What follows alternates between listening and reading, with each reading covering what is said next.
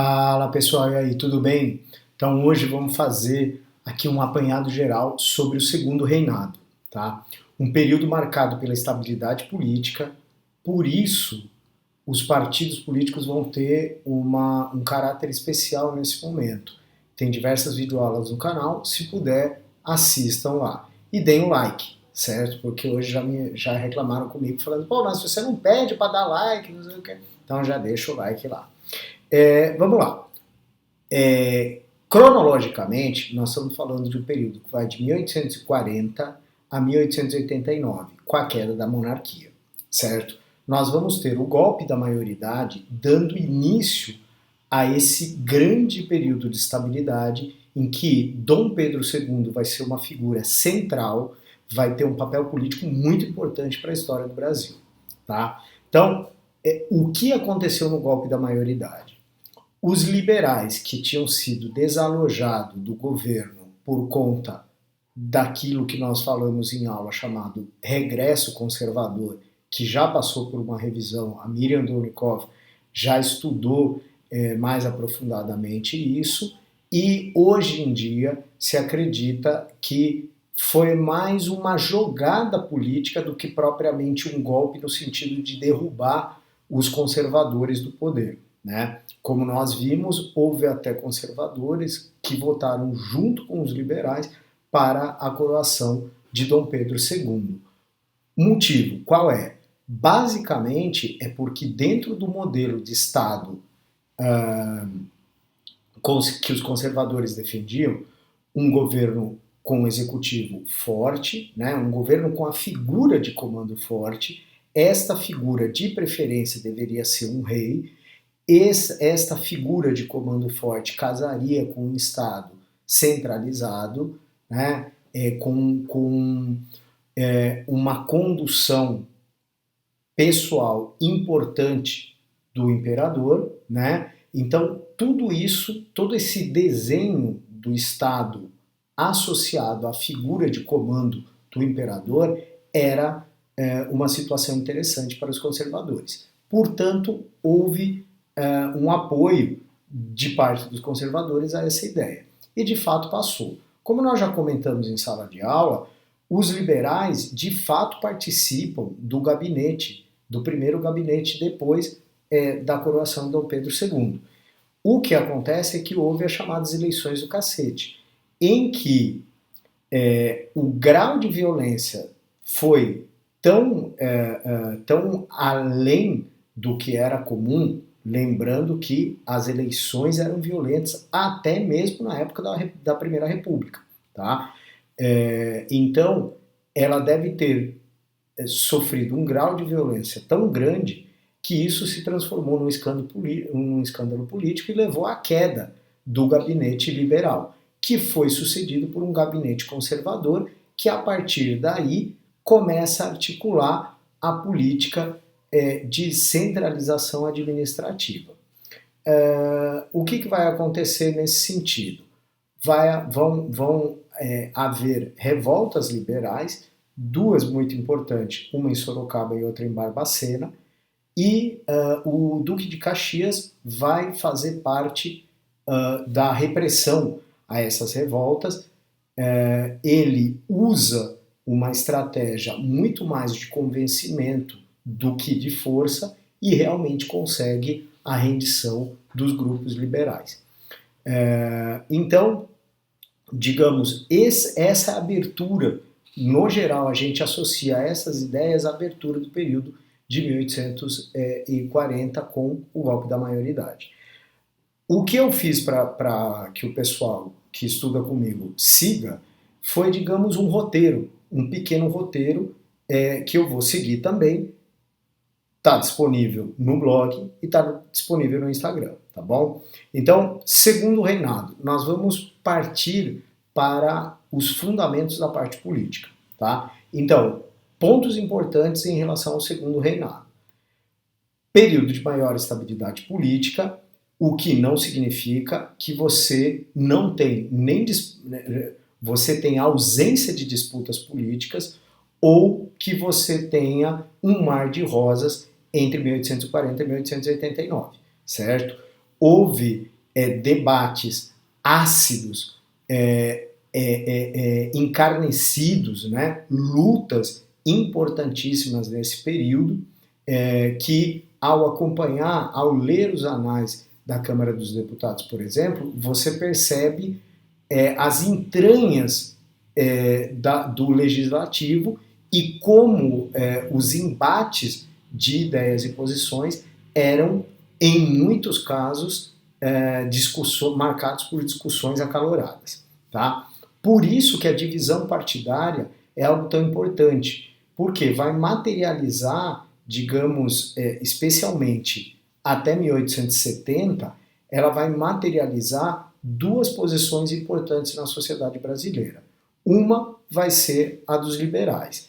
Basicamente, fazendo uma simplificação grande, porque você tem liberais de todos os matizes dentro desse guarda-chuva que a gente vai chamar de liberal, a gente pode dizer o seguinte: os liberais, eles tinham uma visão, um desenho de Estado que tendia a dar maior autonomia às províncias, né? Então pode ser chamado de descentralizado nesse sentido, com um governo representativo, atuante, ou seja, um legislativo que de fato participasse da vida política, né? E com um legislativo forte e presente, né?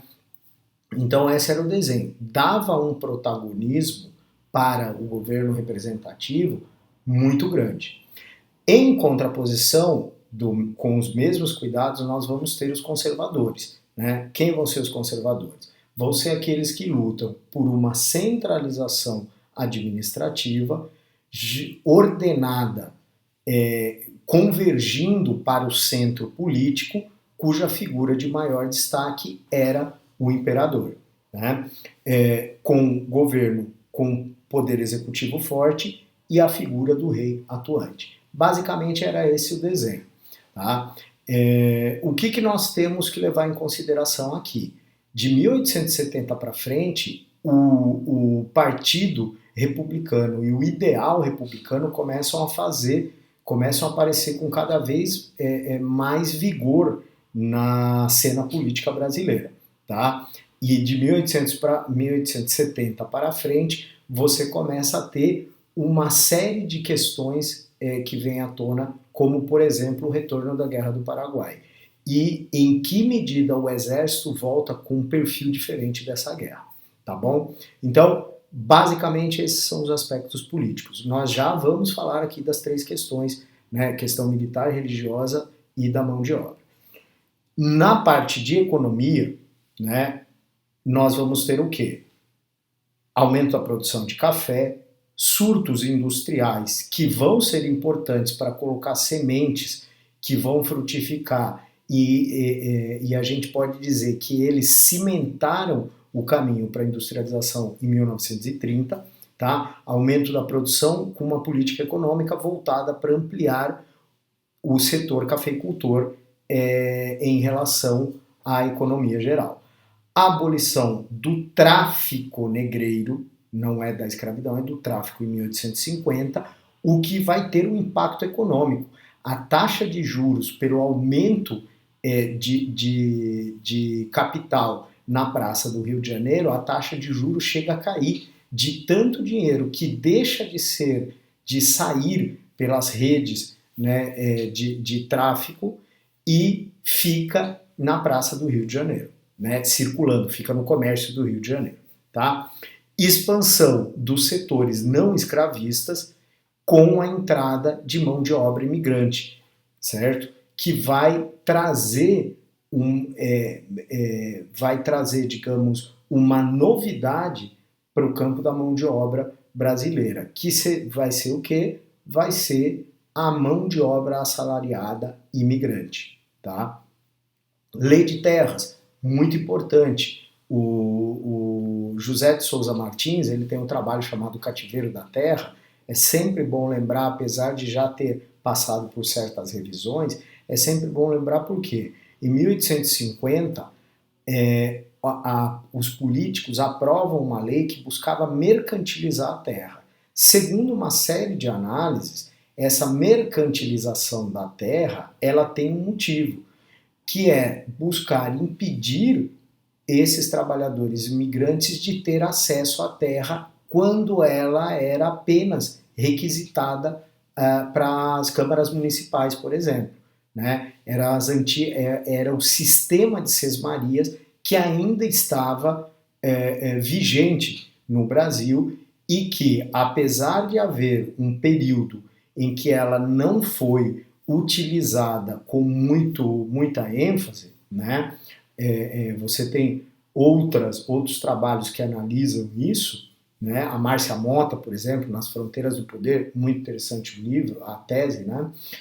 Basicamente, o que acontece é que em 1850, dada a entrada desses imigrantes, era necessário você criar uma dificuldade para que eles não se tornassem proprietários, para que eles continuassem sendo trabalhadores, mão de obra assalariada para os detentores de capital no Brasil, certo? Então, a lei de terras buscava dificultar o acesso dos imigrantes brancos católicos à terra, baseado no antigo sistema de sesmarias, certo? Nós vamos ter um fato importantíssimo, não só para este momento, como para futuros desdobramentos, com a Guerra do Paraguai, entre 1864 e 1870.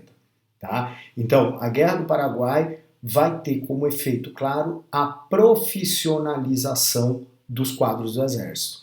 Por quê? Porque foi necessário investir em armas, investir em um treinamento que era o que era possível naquele momento para mandar o soldado para a guerra e manter pelo menos o cerne, a espinha dorsal desse quadro ao fim da Guerra do Paraguai.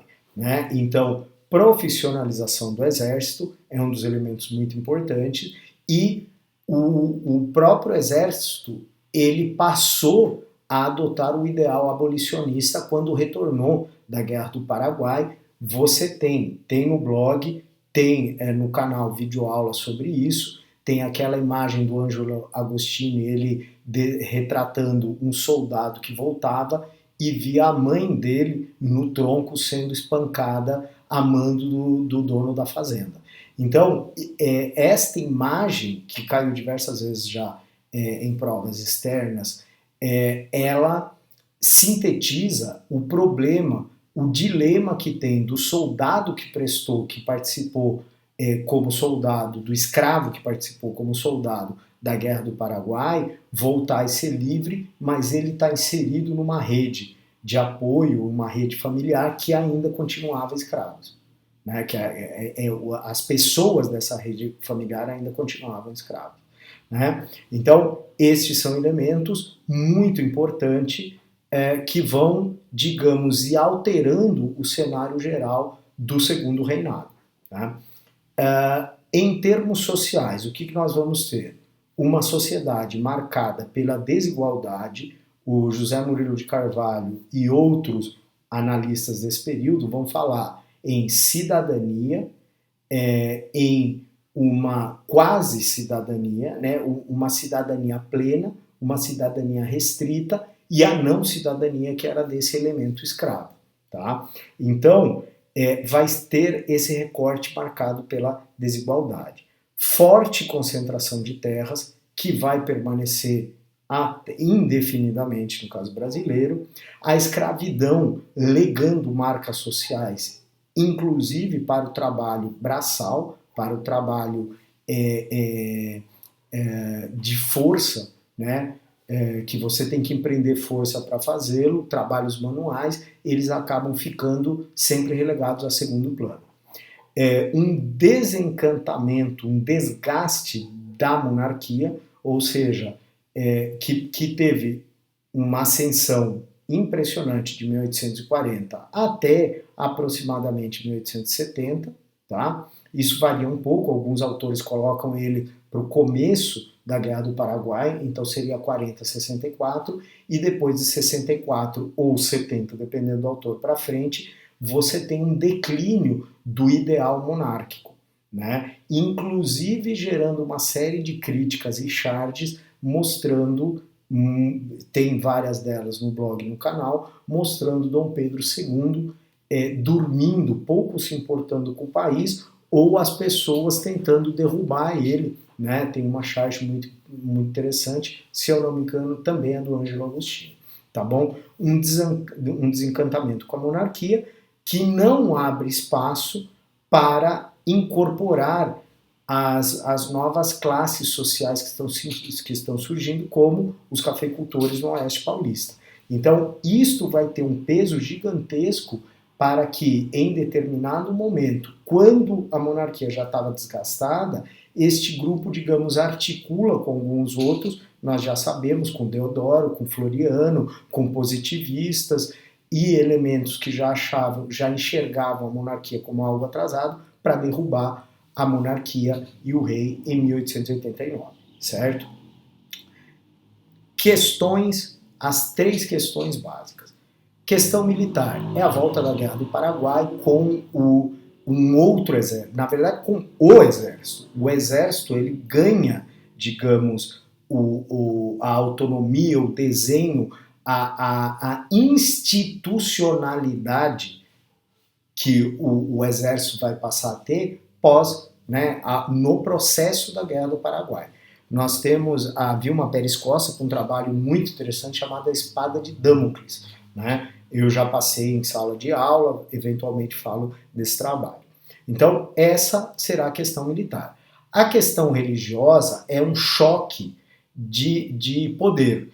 Por quê? Porque até baseado na Constituição de 1824, as ordens papais tinham que passar pelo aceite do imperador, daquele que comandava o país. Então a ideia, basicamente, era a seguinte: você tinha um sistema de padroado que colocava os quadros administrativos da igreja submetidos ao Estado, e o beneplácito, que era o cumpra-se do imperador em relação às ordens que vinham da Santa Sé. O que vai acontecer é que o Papa, né, ele emite uma encíclica, um conjunto de determinações, a encíclica Rerum Novarum, que busca separar, expulsar, por uma questão da Guerra de Unificação Italiana, né, tiraram, o Papa se considerou prisioneiro ali no Vaticano. Isso só vai ser resolvido efetivamente com Mussolini lá na frente, tá? Então, o Papa se autodeclarou prisioneiro e, como retaliação àquilo que ele enxergava como ação dos maçons na Itália para retirar o poder, para inclusive tomar parte do território dos estados papais, ele, digamos, expulsa, ele ataca os maçons e diz que os padres não poderiam ministrar esses sacramentos aos maçons. O problema é que na sociedade brasileira, diversos políticos, e alguns dizem que o próprio imperador era maçom. Então, na verdade, quando estas determinações chegam ao Brasil, Dom Pedro II não assina, ele não dá o cumpra-se.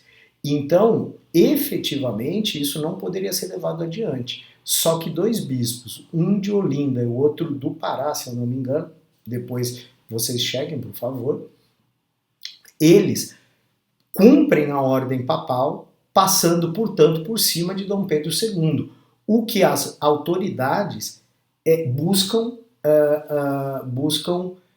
enquadrar num crime que estava previsto nas leis, né? Você não podia descumprir uma ordem do rei, né?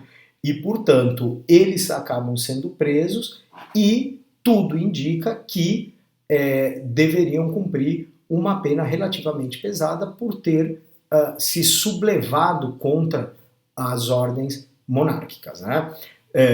Claro está que isso não é simples para a sociedade brasileira. Você tem uma série de quadros católicos, você tem uma série de pessoas que tentam manobrar para colocar panos quentes na situação, e no final esses bispos acabam sendo soltos, né? A pena acaba sendo comutada, enfim.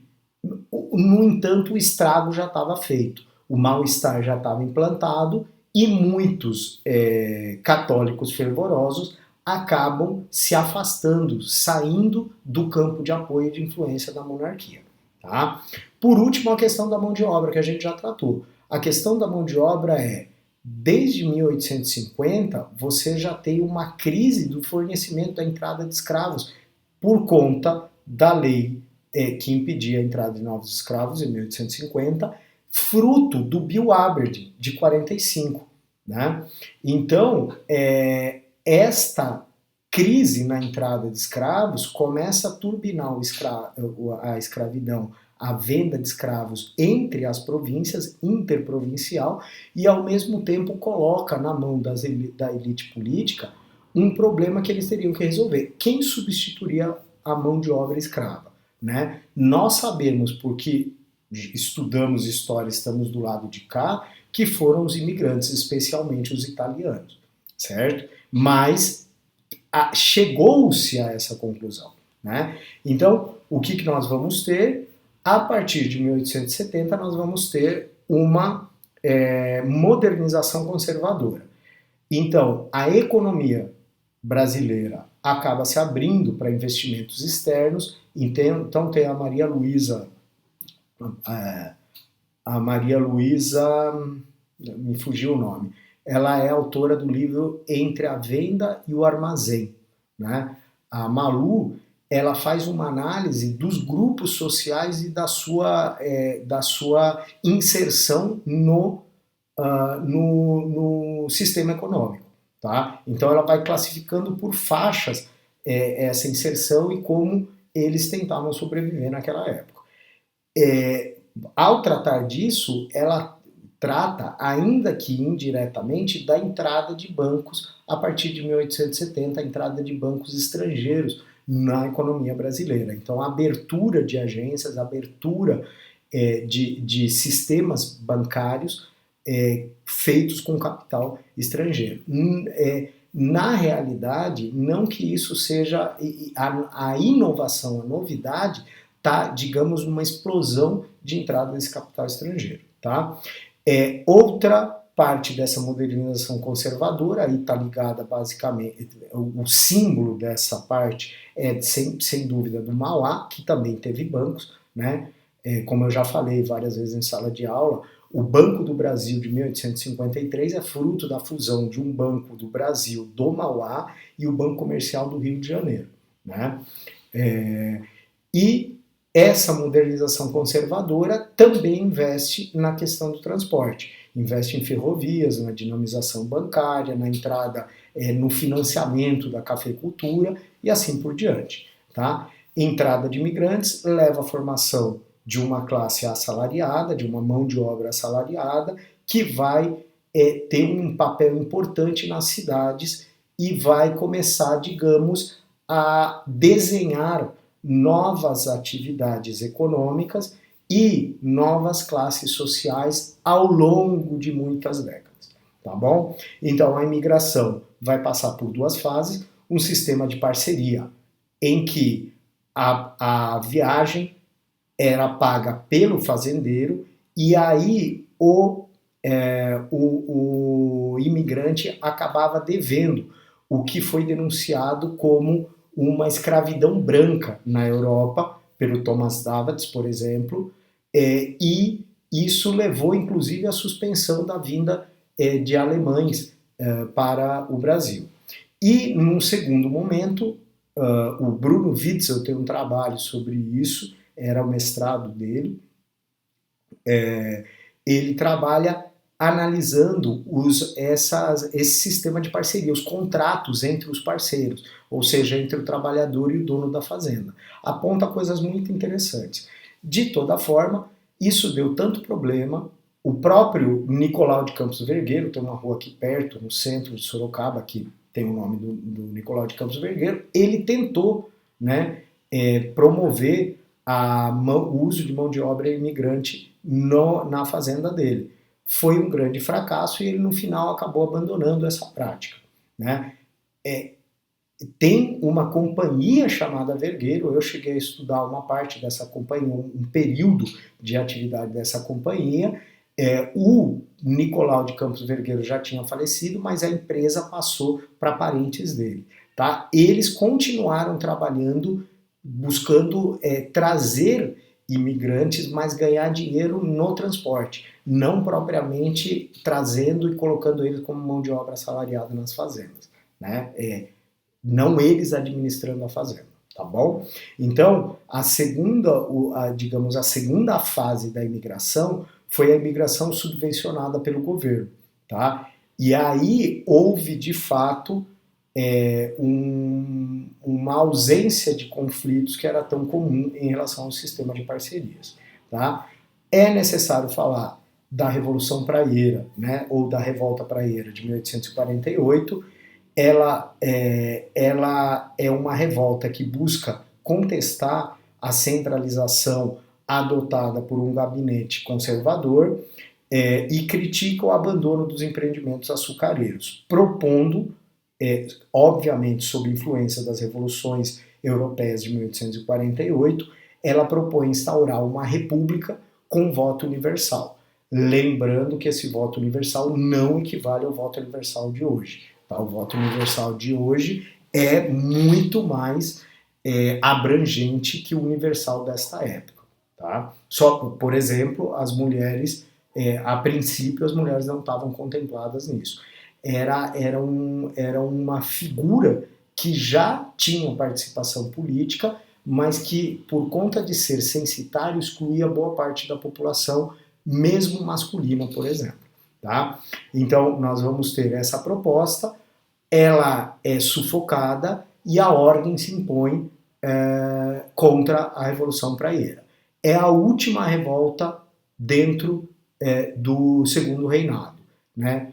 E, portanto, depois o Segundo Reinado ele é marcado pela pacificação, tá? Em relação aos grupos internos. Teremos, como já sabemos, de 1864 a 70, a Guerra do Paraguai, né?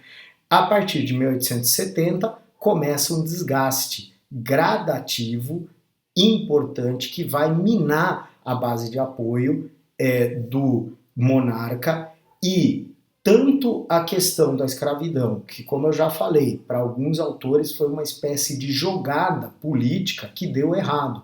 E ao invés da Princesa Isabel capitalizar o favorecimento, a libertação dos escravos, que parecia ser algo quase óbvio, na verdade acaba atraindo um ódio para a monarquia. Então a questão de como a monarquia lida com a escravidão, ela não foi muito bem aceita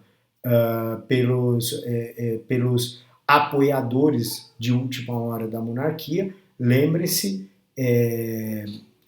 dos republicanos do 14 de maio, ou seja, logo após a abolição já tinha uma série de pessoas que até assinar a abolição da escravatura, até a princesa assinar a abolição da escravatura, eram monarquistas, e no dia seguinte a assinatura da lei já se tornam radicais republicanos, né? Obviamente por ódio a essa lei áurea.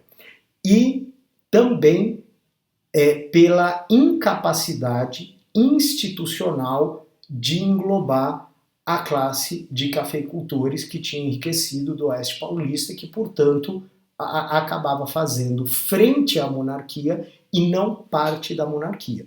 Então a monarquia se engessou de tal forma que não conseguiu cooptar esse grupo econômico e social para dentro dela, o que fez com que esse grupo tivesse interesse em, num determinado momento, se articular com outros grupos para derrubar a monarquia, certo? Então, lembrando que esse grupo vai ter uma relevância fundamental dentro da Primeira República. Ok? Então, por enquanto é só. Se puder, dê o like aí, divulgue o vídeo e em 29 minutos e 44 segundos nós conseguimos terminar os fundamentos, a base do Segundo Reinado. Tá bom? Tudo de bom para vocês, até mais, tchau, tchau.